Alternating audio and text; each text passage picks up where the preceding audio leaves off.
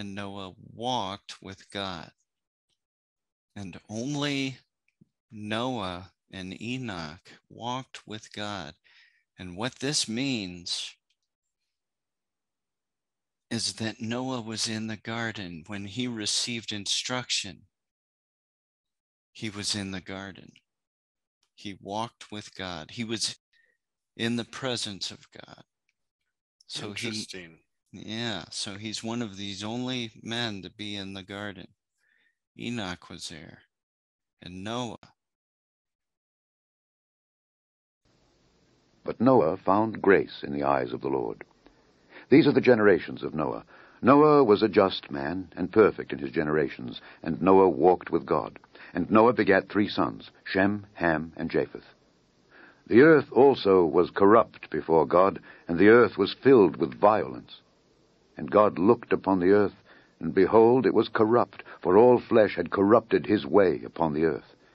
And God said unto Noah, The end of all flesh is come before me, for the earth is filled with violence through them. And behold, I will destroy them with the earth. The end of all flesh is come before me, for the land is filled with violence through them, and behold, I will destroy them with the land. So what Moses is bringing out here is a divine judgment upon the Arids, a divine judgment. It's verse 12 and 13. It's real clear. And that'll be important when we look at Genesis 1.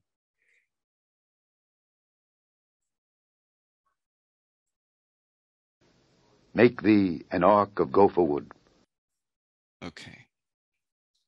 Now, according to the scholar John Walton, gopher is a loan word from the Akkadian. And it means, it's a type of hut. Make thee an ark of hut wood. Rooms shalt thou make in the ark, and shalt pitch it within and without with pitch. Rooms shalt thou make in the ark. Rooms. It's possible this is a correct interpretation. And some people say nests. The Septuagint says compartments or nests, uses a Greek term for nests. Rooms shalt thou make in the ark. But it's possible, as Spicer points out, that it means with reeds shalt thou make it. Make thee an ark of hut wood, with reeds thou shalt make it. And shall pitch it within and without with pitch. And the word used for pitch here also is not the typical Hebrew term. It's different and related to the Akkadian. So, what this means, Lane, we know that the Epic of Gilgamesh existed long before Moses and that he was familiar with it. And what he's doing here is either verifying aspects or correcting aspects. So again, there's polemic here. And the way I can show this best is by reading the Epic of Gilgamesh. So let me pull that up.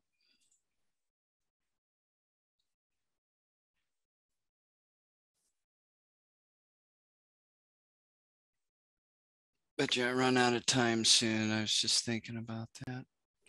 Yeah, I'm thinking like 8 more minutes. Okay. Can you only do one meeting tonight? Yeah, I really can only do one. But I probably could do another one during the week, though. Okay, well, we'll just pick up there. We'll just stop here and I'll pick it up there. You think? Yeah, I think that's fine. Yeah. Because I can't start reading the Epic of Gilgamesh right now, but when I start reading him building his boat, and it'll be great. So, but we'll just have to record another night. Well, we got actually 10 more minutes. Do you think you could read some in 10 minutes, or that rushing it too much? I'll give it a try. We'll keep going and see. All right, sounds good. So let me see here.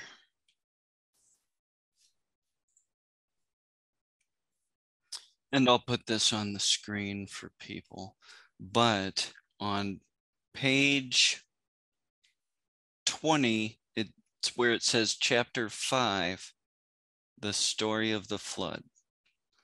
I think this is actually tablet 11 in the collection, but it's chapter 5. I don't know why.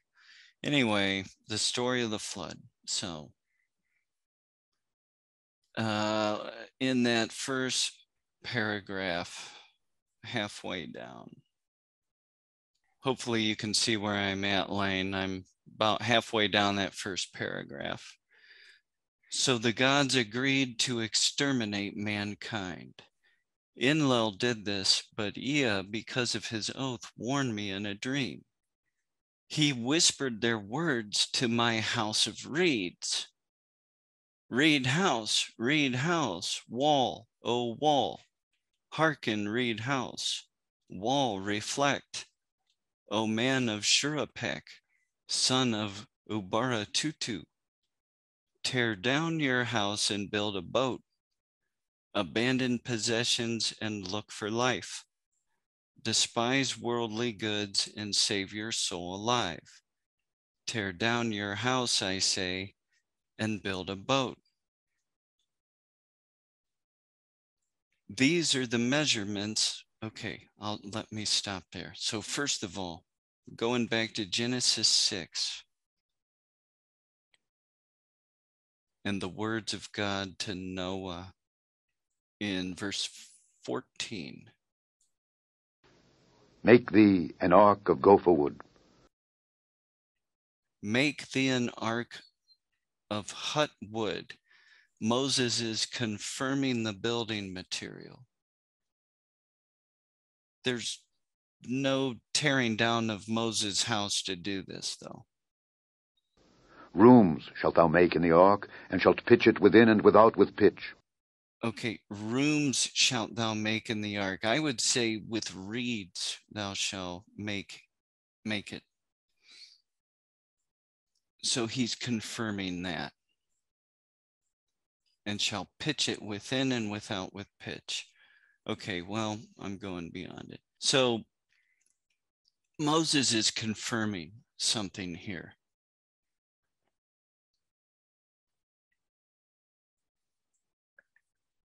Okay, and then in the Epic of Gilgamesh, then it goes on to say, these are the measurements of the bark as you shall build her. That's a masted ship. These are the measurements of the bark as you shall build her.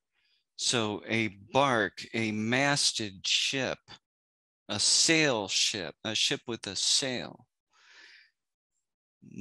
Moses doesn't bring that out, so he leaves that out. Actually, rather than bark, Moses says ark. So actually there is correction there. So because an ark is just a simple basket, it's a generic term. It can mean a box or a chest, the Ark of the Covenant. So that's another difference, though, because a bark is there's just, that's advanced technology there that we're not really talking about. And this comes out again a little later. Okay, so these are the measurements of the bark as you shall build her. Let hex beam equal her length. Let her deck be roofed like the vault that covers the abyss. Come back to that in a minute. Then take up into the boat the seed of all living creatures. Okay. Well, let hex beam equal her length. This is a little hard to understand, but in the picture I sent you of Gilgamesh's boat, well, I'm running out of time, huh?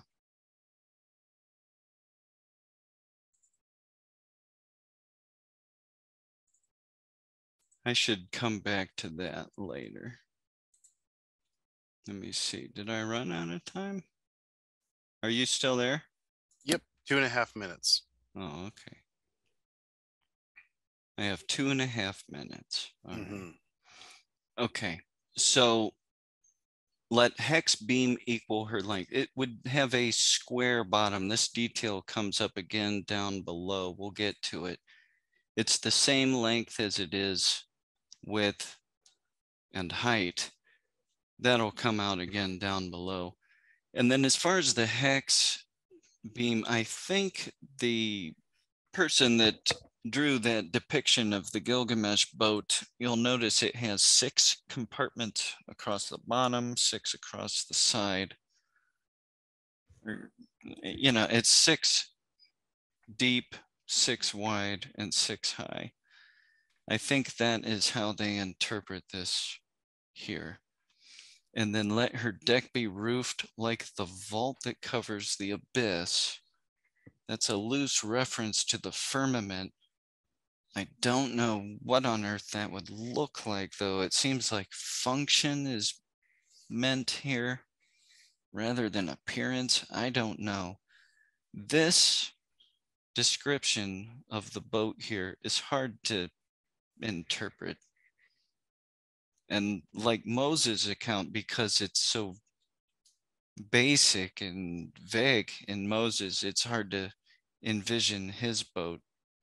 This one, this line of text here, let hex beam equal her length, let her deck be roofed like the vault that covers the abyss. I really don't know what that means exactly. It's tough. So, but the description of the boat gets in more detail down below. So it might clear it up. Sounds good. I'm sure I'm at the deadline now. Yeah, I think you're pretty close, but so we'll just cut it off here and pick it up again. And sounds good, man. Yeah, we'll talk maybe Tuesday or Thursday. Work for you? Yeah. Cool. Okay. I can't minimize. Okay. You still there, man? Yes, sir. All right. All right. So I've got the Epic of Gilgamesh pulled up. And I'm just going to read it through with some comments here. Chapter 5, the story of the flood. You know the city of Shurapek. It stands on the banks of Euphrates. That city grew old, and the gods that were in it were old. There was Anu, lord of the firmament, their father, and warrior Enlil, their counselor, Ninurta, the helper, and Enugi, watcher over canals, and with them also was Ea. In those days the world teemed, the people multiplied, the world bellowed like a wild bull, and the great God was aroused by the clamor.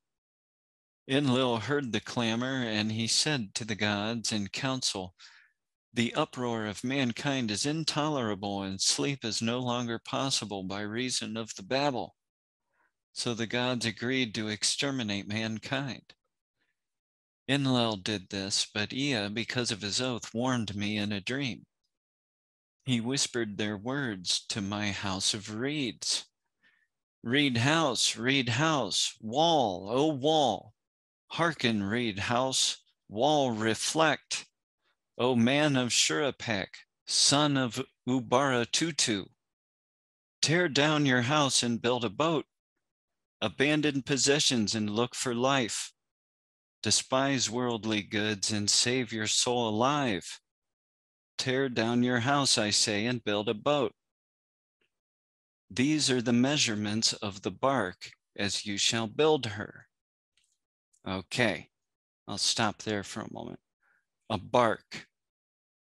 In the epic, the boat is referred to as a bark, which is a masted ship. Moses left that out, though, because the ark was a much simpler design.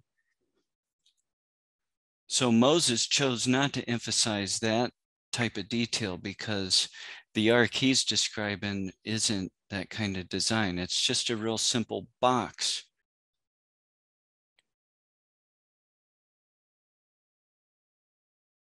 Okay. These are the measurements of the bark as you shall build her. Let hex beam equal her length. Now, Lane, in the construction of these reed structures, boats, houses, all kinds of things. They made chairs and tables and all kinds of things with this stuff. But what they would do is harvest these reeds and bundle them.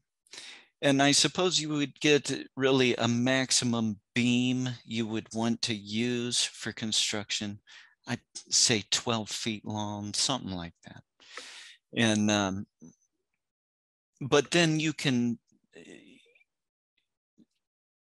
wrap and tie these beams end for end. So you can really, the sky's the limit on this stuff. You can make anything you want with this stuff. But as they would bundle and wrap these, I'm sure there's like a pretty standardized beam length.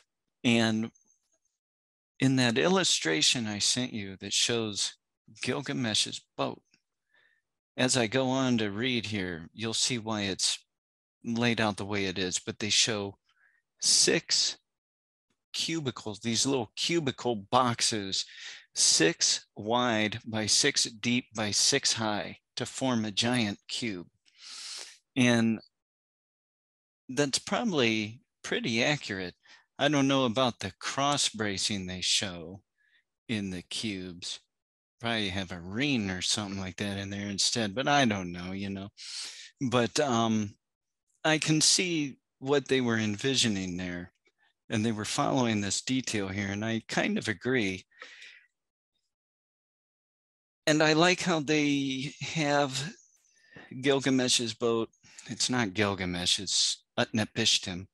I like how they have his boat laid out in these cubicles, in these compartments. And but their illustration, maybe that is what the author had in mind, maybe not, I don't know, but I'm going to go with it because I use that to illustrate what I think about Noah's Ark. But I'll put that image on the screen and hopefully it'll make sense. But it goes on to say, let hex beam equal her length. Let her deck be roofed like the vault that covers the abyss. And I don't know if that, I think that describes function more than appearance. It's a roof, a covering over the top. Then take up into the boat the seed of all living creatures. When I had understood, I said to my Lord, behold, what you have commanded I will honor and perform. But how shall I answer the people, the city, the elders?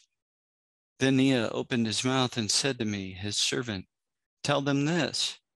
I have learnt that Enlil is wrathful against me. I dare no longer walk in his land nor live in his city. I will go down to the gulf to dwell with Ea, my Lord. but on you he will rain down abundance, rare fish and shy wild fowl, a rich harvest tide. In the evening, the rider of the storm will bring you wheat in torrents. In the first light of dawn, all my household gathered round me. The children brought pitch, and the men whatever was necessary. On the fifth day, I laid the keel and the ribs. Okay, here again is a detail, a keel and the ribs. This is describing a vessel, it seems.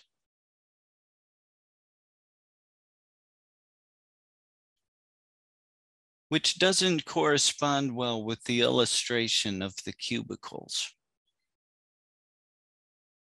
So I don't know. That's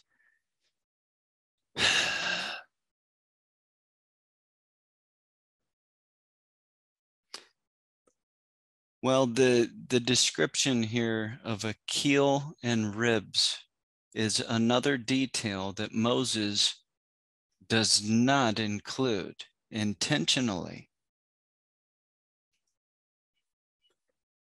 And the epic goes on to say, then I made fast the planking. The ground space was 1 acre. Each side of the deck measured 120 cubits, making a square. I built 6 decks below, 7 in all. I divided them into 9 sections with bulkheads between. Oh, wait, before I go on. Okay. Now, Lane, I know the illustration shows a cube, but there's some scholars that think Utnapishtim's boat actually resembled a ziggurat.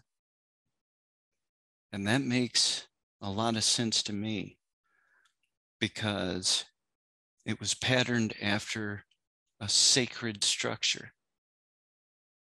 And this is a possibility for the ark. When I get into my 2 ideas about the ark, I have one I think is likely, and then I have a newer idea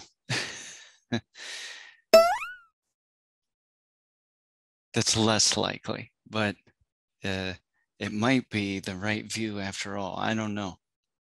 Got to explore all possible views. Yep. It'll be something for the audience to think about.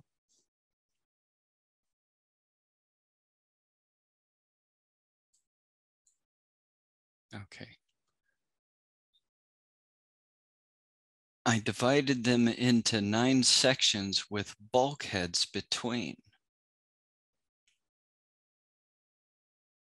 So here he's talking about building up interior walls to divide off sections. And Moses may have already corrected that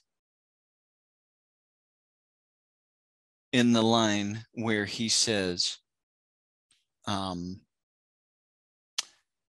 with nests shall you make it, with compartments shall you make it, with rooms. I think the King James says, it's the word that's possibly translated reeds, which is the reading I prefer to go with, but it's possible it does mean compartments.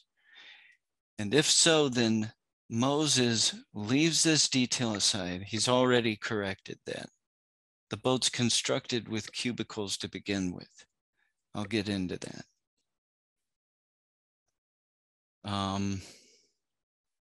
So the epic goes on to say,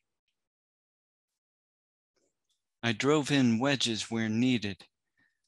I saw to the punt poles. Okay, now punt poles. These are these poking, steering staffs you see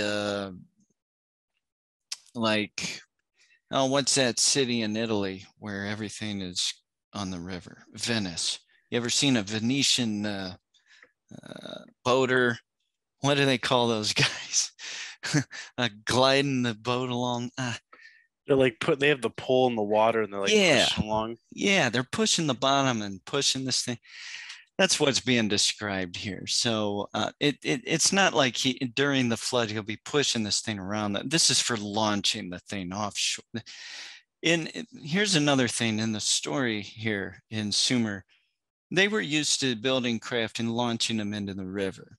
They were very used to this. Okay, it's the way things were done over there. That's another detail Moses does not include. In Moses' story, it seems this thing is simply built on the ground. It seems Noah's craft is simply built on the ground, and it waits for the flood water to lift it up and do its thing. So that's another detail that's corrected.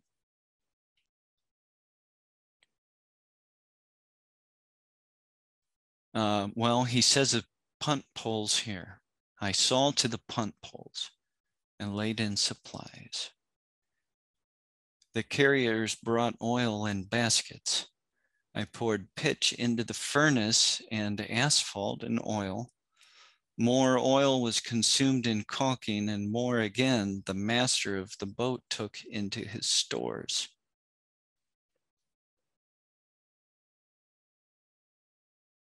Moses leaves all these details out. Really, what you would have had, Noah would have simply been a man with the resources to do what needed done. That's part of the reason he was selected. Was he perfect in his generations? Yes, and that means there was no Nephilim in his family either. But there was another reason he was selected. It's because he had the means to do this. He had the finances and so forth. It's kind of like Job, a man that he was well-to-do and stuff. I'm sure Noah was selected for that reason as well. And Noah would have hired help for this. And I don't know if I should make a separate video on this. I know I don't have much time. You know what? In another video, I'll go over some evidence showing activity in the region during the time of Noah. And basically, we know reed watercraft was a way of life in the Dead Sea and so forth. And we'll just make a separate video on that. It would have been how Noah had the resources and the know-how and the crew, the men, the building crew necessary to construct this thing. And we'll go over that study and talk about that. But the epic goes on to say, I slaughtered bullocks for the people, and every day I killed sheep. I gave the shipwrights wine to drink as though it were river water, raw wine and red wine and oil and white wine. There was feasting then as there is at the time of the New Year's festival. I myself anointed my head. On the seventh day, the boat was complete. So here, Utnapishtim has shipwrights. So he has a crew to man the ship. And Moses leaves that out.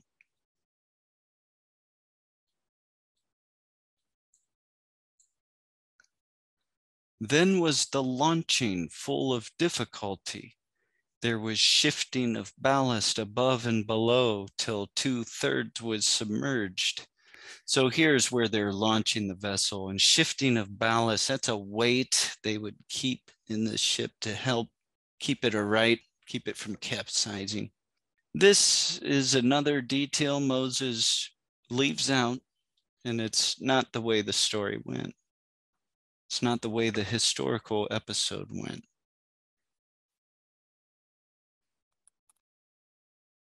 I loaded into her all that I had of gold and of living things, my family, my kin, the beasts of the field, both wild and tame, and all the craftsmen. I sent them on board, for the time that Shamash had ordained was already fulfilled. Shamash is the sun god. And there's an unusual connection to Setic with Shamash. For the time that Shamash had ordained was already fulfilled when he said, in the evening, when the rider of the storm sends down the destroying rain, enter the boat and batten her down. The time was fulfilled. The evening came. The rider of the storm sent down the rain. I looked out at the weather and it was terrible. So I too boarded the boat and battened her down. You know, another thing, as Noah constructed his boat, it was battened down, so to speak. All they had to do was flee into it. And then 7 days before the flood came, God told them to go ahead and get into it. So is that a correction? Perhaps, I don't know. That's a minor one. Batten her down. All was now complete, the battening and the caulking.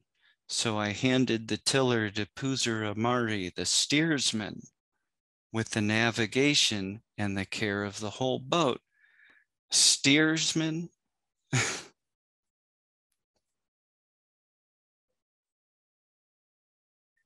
With the first light of dawn, a black cloud came from the horizon. It thundered within where Adad, lord of the storm, was riding. In front over hill and plain, Shilat and Hainish, heralds of the storm, led on. Then the gods of the abyss rose up. Nergal pulled out the dams of the nether waters. Ninurta, the warlord, threw down the dikes. And the 7 judges of hell, the Anunnaki, raised their torches, lighting the land with their livid flame. A stupor of despair went up to heaven when the god of the storm turned daylight to darkness, when he smashed the land like a cup. One whole day the tempest raged, gathering fury as it went. It poured over the people like the tides of battle. A imam could not see his brother, nor the people be seen from heaven. Even the gods were terrified at the flood. They fled to the highest heaven, the firmament of An.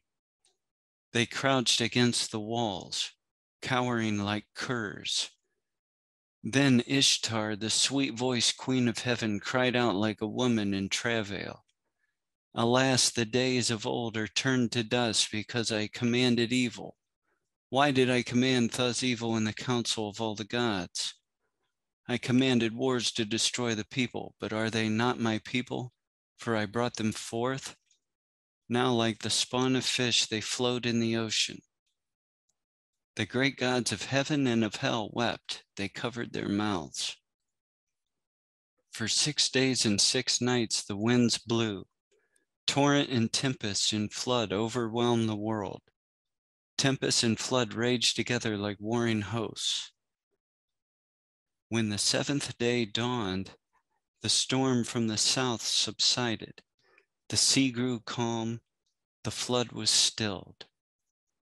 I looked at the face of the world and there was silence. All mankind was turned to clay. The surface of the sea stretched as flat as a rooftop. I opened a hatch and the light fell on my face. Then I bowed low. I sat down and I wept. The tears streamed down my face, for on every side was the waste of water. I looked for land in vain, but 14 leagues distant there appeared a mountain, and there the boat grounded. On the mountain of Nicer the boat held fast. She held fast and did not budge. One day she held And a second day on the mountain of Nisar she held fast and did not budge.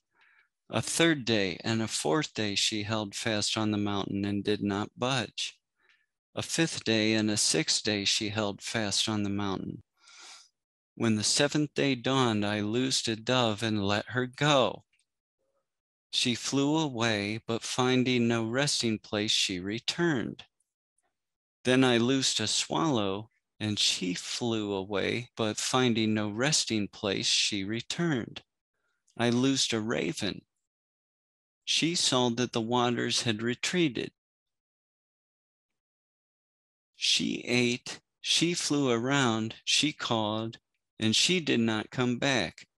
Then I threw everything open to the four winds. I made a sacrifice and poured out a libation on the mountaintop. 7 and again 7 cauldrons I set up on their stands. I heaped up wood and cane and cedar and myrtle. When the gods smelled the sweet savor, they gathered like flies over the sacrifice. Then at last Ishtar also came. She lifted her necklace with the jewels of heaven that once Anu had made to please her. O you gods here present, by the lapis lazuli round my neck, I shall remember these days as I remember the jewels of my throat. These last days I shall not forget. Let all the gods gather round the sacrifice, except Enlil. He shall not approach this offering, for without reflection he brought the flood. He consigned my people to destruction.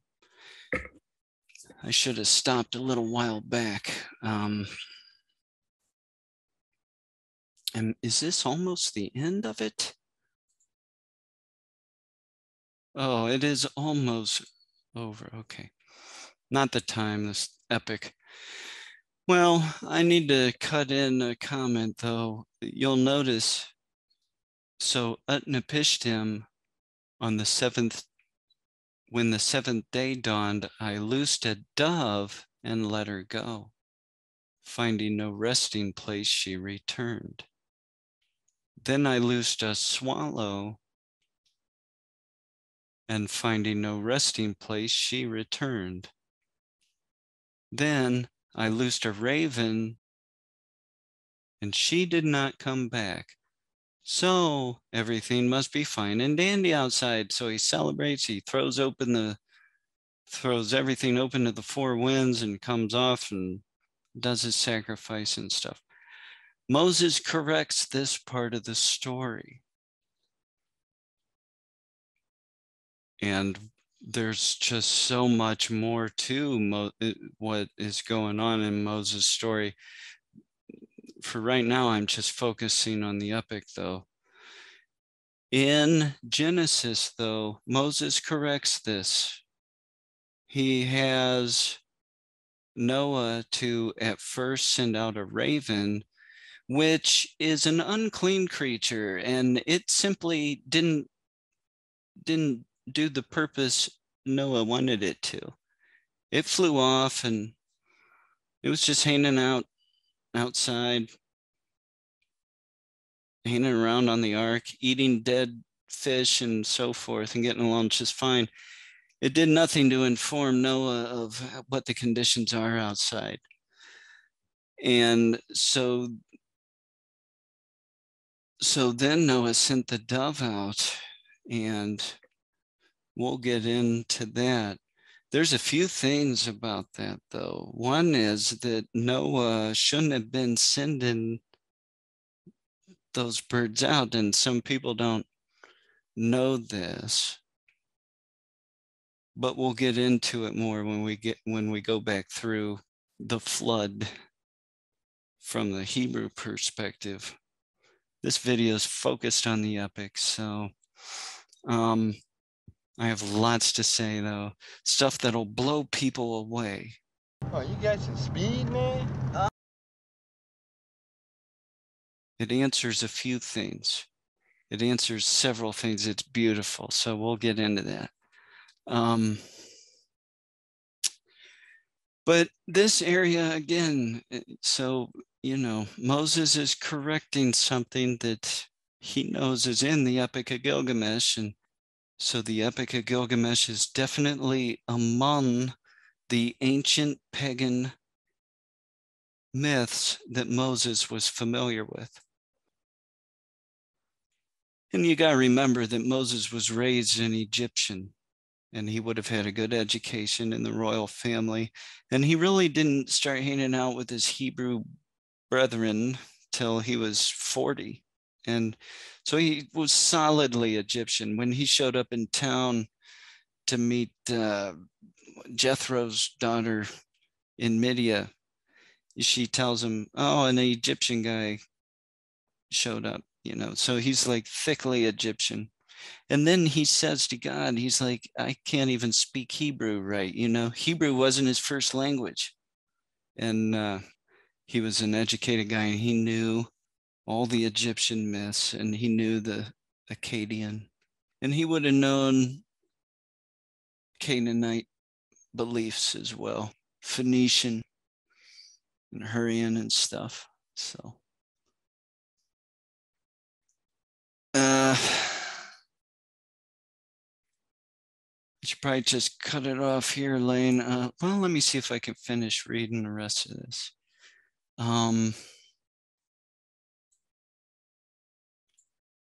When Enlil had come, when he saw the boat, he was wrath and swelled with anger at the gods, the host of heaven. Has any of these mortals escaped? Not one was to have survived the destruction. Then the god of the wells and canals, Ninurta, opened his mouth and said to the warrior Enlil, who is there of the gods that can devise without Ea? It is Ea alone who knows all things. Then Ea opened his mouth and spoke to warrior Enlil, wisest of gods, hero Enlil, how could you so senselessly bring down the flood? Lay upon the sinner his sin. Lay upon the transgressor his transgression. Punish him a little when he breaks loose. Do not drive him too hard or he perishes. Would that a lion had ravaged mankind rather than the flood? Would that a wolf had ravaged mankind rather than the flood? Would that famine had wasted the world rather than the flood? Would that pestilence had wasted mankind rather than the flood? It was not that I revealed the secret of the gods. The wise man learned it in a dream. Now take your counsel. What shall be done with him? Then Enlil went up into the boat. He took me by the hand and my wife and made us enter the boat and kneel down on either side, he standing between us. He touched our foreheads to bless us, saying, in time past, Utnapishtim was a mortal man. Henceforth he and his wife shall live in the distance at the mouth of the rivers. Thus it was that the gods took me and placed me here to live in the distance at the mouth of the rivers. And that ends the flood story in the epic.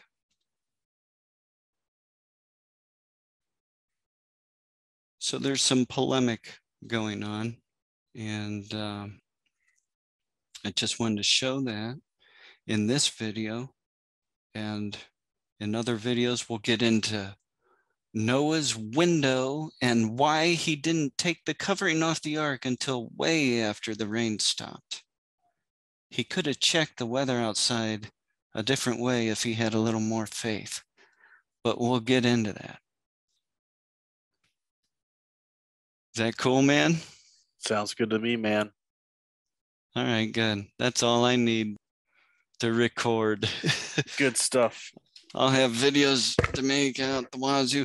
Yeah, we'll get into Noah's window though, and how he wasn't told to make this window. He used it checking outside with these birds. The first one went awry because this was his own doing and it's not good stuff. The fact he was waiting 7 days in between checking though shows his faith. He does have faith and it's good. But God had him with the covering on the ark. He could have taken that off when the rain stopped, and he didn't. Not even after the boat run aground, he still didn't take the covering off. He was busy checking things with these birds, and it's no good. So we'll get into that though, man. Interesting. kind of dichotomy there. He has Yeah. faith, but then he doesn't. And with the 7 days, he was waiting to check between sending out the dove. That gives us insight into what Genesis 1 is all about. Cool. And it really is about days. It's not about ages. So, Oh, I see what you're saying. yeah. I see. Yeah, I see your connection there. Yeah. It's the time God uses to restore things after divine judgment.